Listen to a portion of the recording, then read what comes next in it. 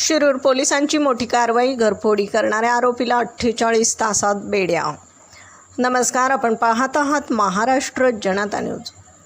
स्वतःच्या घरातून आईचे सोन्याचे दागिने चोरणाऱ्या चोरट्याला जेरबंद करण्यात शिरूर पोलिसांना अवघ्या 48 तासात यश आले.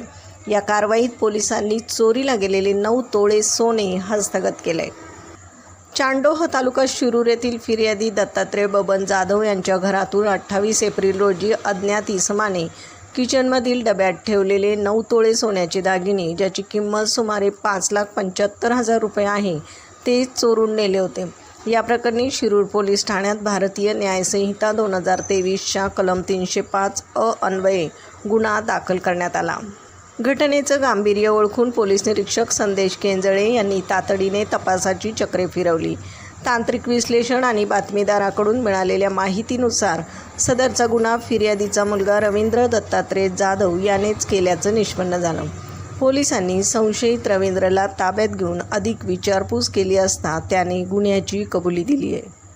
सदरची कामगिरी उपनिरीक्षक गोविंद खटिंग यांच्या पथकाने आरोपीकडून चोरीचे संपूर्ण 9 तोळे दागिने जप्त केलेत.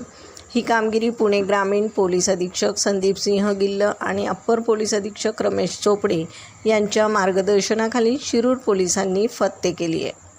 पुढील तपास पोलीस उपनिरीक्षक गोविंद खटिंग करत आहेत.